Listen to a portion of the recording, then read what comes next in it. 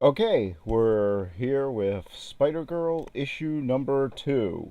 Introducing the mysterious Darkdevil, who we will be getting to later. Our sensational web stunner is about to be besieged, beguiled, and bedeviled.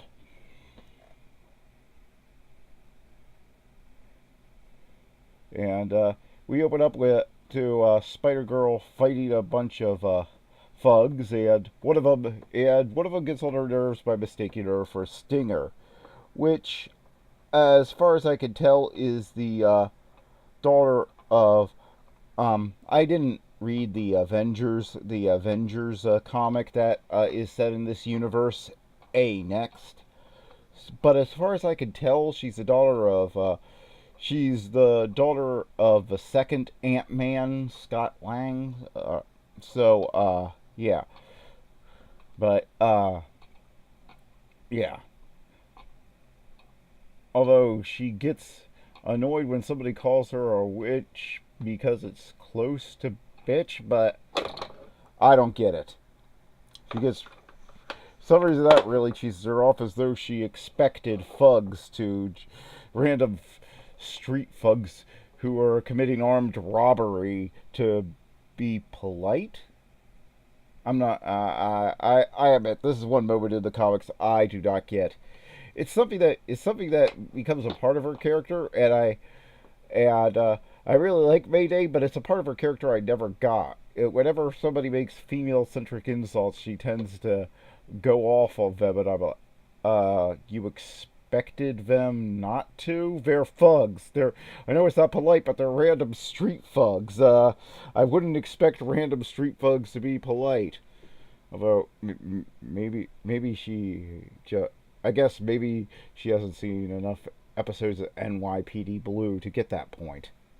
Random street thugs are thugs. I guess that's my bottom line. Don't expect them not to be thugs. Yeah, you better. Suddenly there's a big explosion, and we have another original villain for her. We got one last week in the form of Mr. Nobody. Now we've got Crazy 8. My, you certainly are a sweet young thing, even if your taste in clothes is a bit too last year's model for my taste. I am so very glad you decided to drop in to help relieve the drudgery of an otherwise routine evening's toil. I do apologize if my men were rude to you. It's quite difficult to hire quality people these days, and even they have little appreciation for a good old-fashioned gratuitous fight scene. He has a bunch of juggling balls, and he's a cold-blooded killer who wears bombs. Let the games begin. So Mayday has to dodge him, and she finds herself completely outmatched, and she runs. What a disappointment. If I were the original Spider-Man, I'd sue that gal for disgracing my costume. Your name is Mayday Parker, and you're the daughter of a one true Spider-Man. Though you may have inherited your father's amazing spider powers, something seems to be missing. Even as you frantically gasp for breath and your heart tries to punch its way through your chest, you suddenly realize that being a costumed hero isn't all it's cracked up to be. You could have easily been killed tonight. Killed! And you instantly think of your parents, trying to imagine their torment as they arrive at the city morgue to identify your dead body. And that's a moment that I like, is that this is very early days for her, and she's having to come face to face for the first time with the fact that this is dangerous work she's chosen to do, I think it's a great little moment for her character, and it shows that she's suddenly understanding what her parents' point was in not wanting her to be Spider-Girl, and that wasn't just them, and it's not just them trying to hold her back. But then an even grimmer reality unexpectedly interrupts upon your fantasies. What's the matter, little girl? Having second thoughts? It's him, the man from the rooftop. But who is he? Slowly, almost tantalizingly so, he oozes from the shadows. Go home, child. You don't belong out here. I am the Darkdevil, and I'm sending you back to your dolls and your frilly playthings. Darkdevil attacks her. She fires webbing at. He has a flaming stick. It seems to be a variation of Daredevil's costume. He has a flaming stick he throws at her. He can burn through her webs, and he's generally dismissive towards Spidergirl.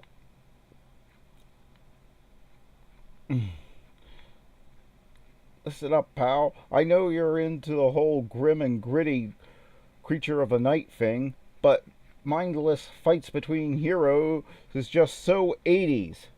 Ha ha ha ha! Tom DeFalco in the 90s ranting about gratuitous fights between heroes being played out. We're 20 years on after this book was published, and it's become and huge crossover events where the heroes don't actually take on any villains, but instead try to pummel each other to death seem to happen twice a year with Marvel now. How our standards have fallen. How's about we just talk? Talking to a spoiled brat would be as effective as your webs against my flames.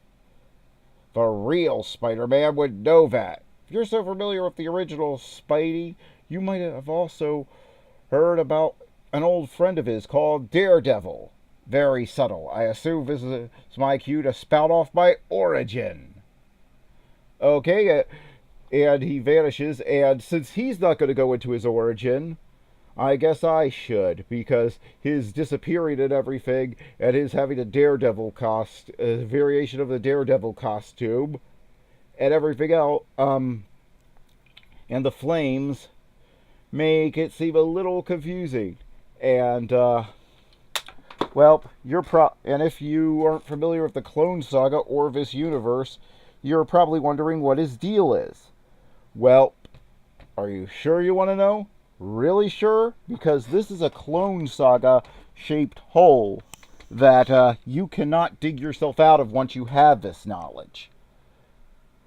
I mean, I grew up with the Clone Saga, and even I agree it's a confused mess that I sometimes can't keep track of without some sort of notes or diagram for it. For those of you who don't know, Spider-Man was originally cloned in the 70s, but it was just a story where the clone died. Only we then got the Clone Saga, which told us that the clone didn't die. And well, you can look up the Clone Saga is one thing to look up. I'm just going to stick to this complicated, convoluted backstory is just what we have for Darkdevil here. And that's what I'm going to stick to. And yeah, I'm referring to the Wikipedia page, which I have on my Kindle right now. Not because I'm not familiar with it, but because I am familiar with it. But again, it's such a confused jumble of backstory that I have to have notes in front of me in order to keep it straight in my head and make sure that I don't screw anything up. But Darkdevil's real name is Riley Tyne. He's the son of Ben Reilly, Spider-Man's second clone, and Elizabeth Tyne.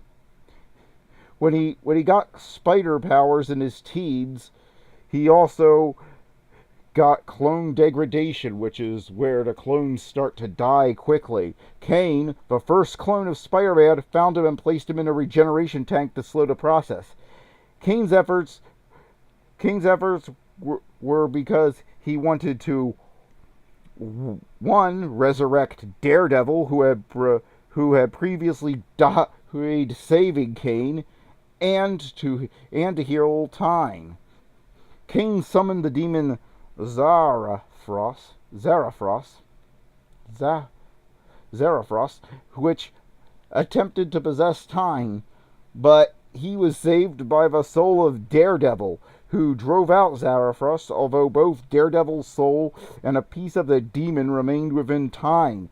He was left with a demonic appearance and certain demonic abilities. Through meditation and concentration, Tide eventually learned to reject a human appearance, but he now looked to be in his 20s, almost twice his actual age. Following in both of Daredevil's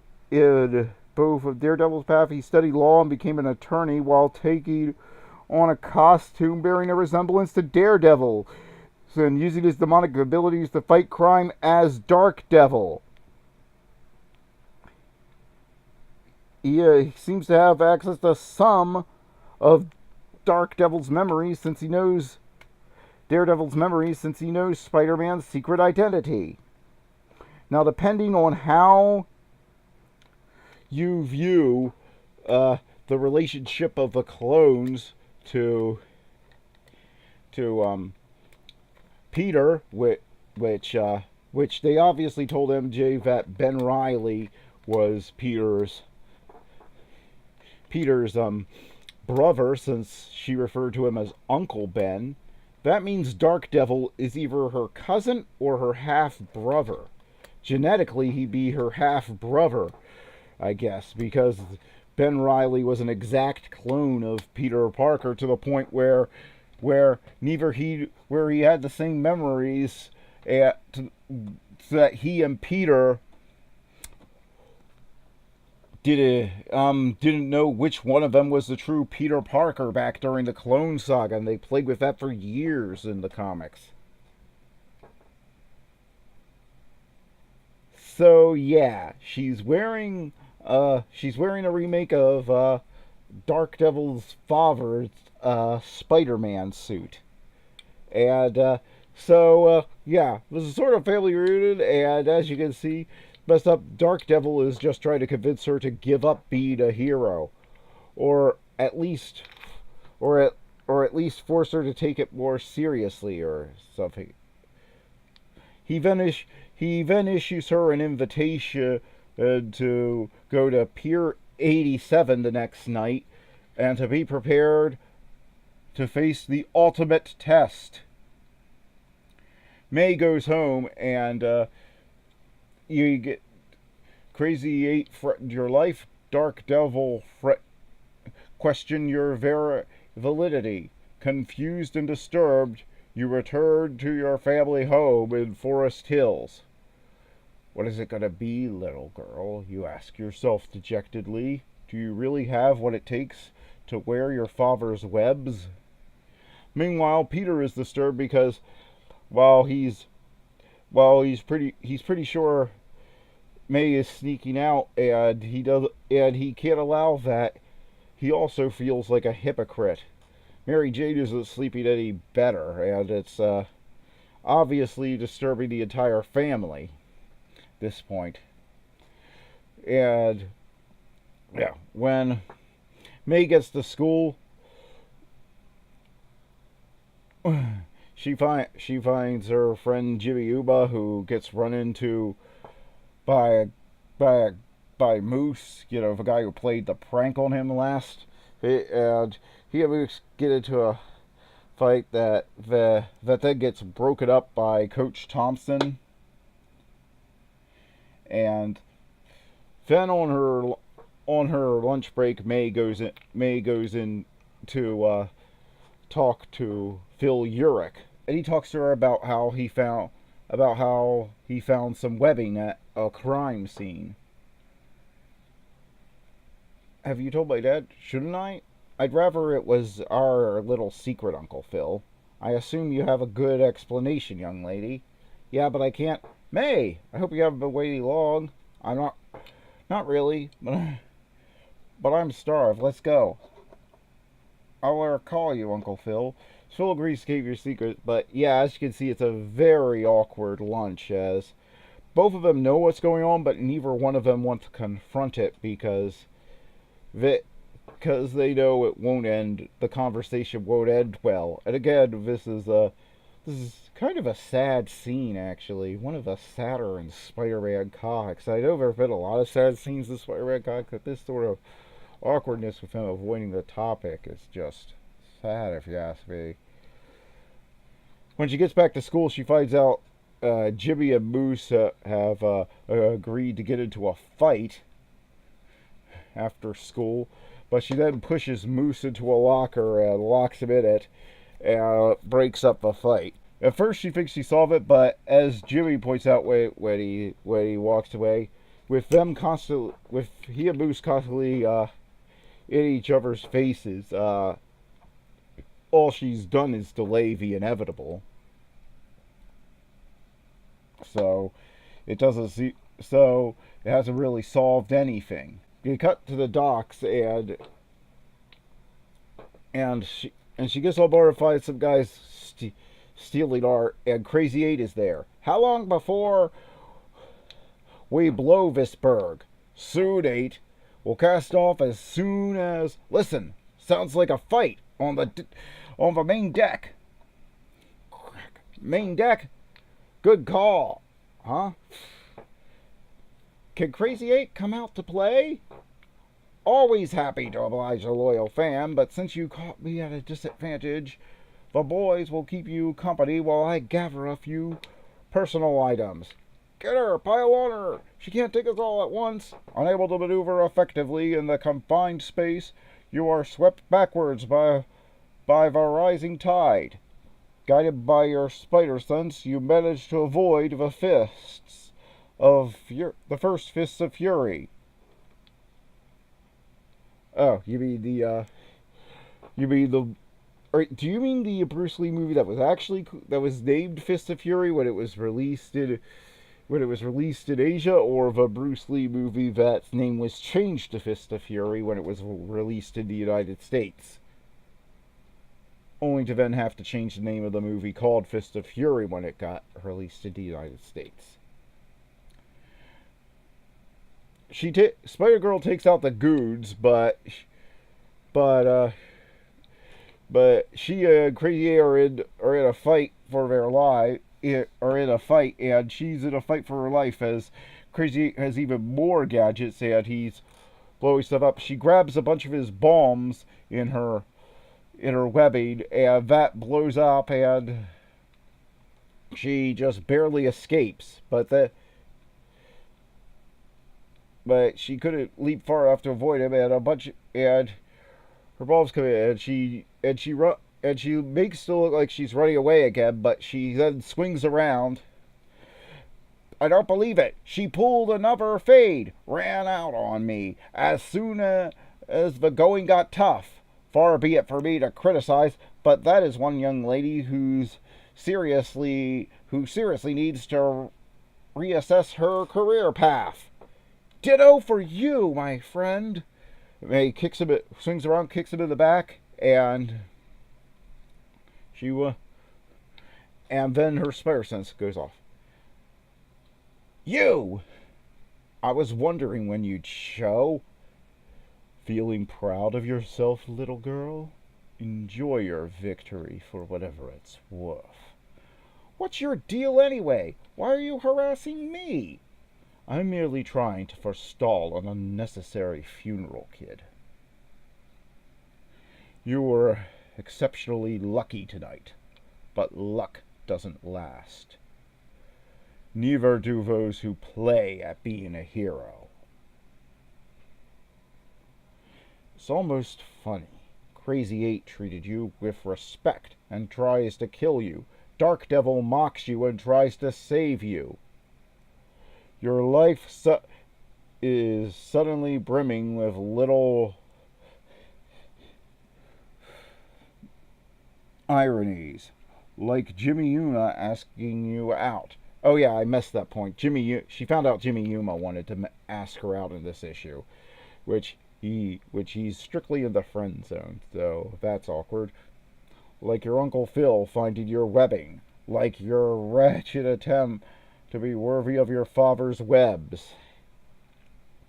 The end. This comic is pretty good. It gets more into Mayday's head, and it shows her self-doubts as she comes to grips with the reality of what she did, that this is the first time she's putting on the Spider-Girl costume, and it isn't for the purpose of a fight that was thrust on that she had to fight because her family was threatened. So it's the first time she had time to think about her mortality and what she's actually doing. It's a really good book with some good action. Crazy 8 makes a great villain. Darkdevil, despite his convoluted backstory, is a really good addition to the comic, and it even has some good bits with her in school, and it sets up both Phil and Peter not knowing that she's Spider-Girl, but neither of them wanting, but they both have completely different approaches to it, and that will prove important later. So I'm giving this one an 8 out of 10. Very good.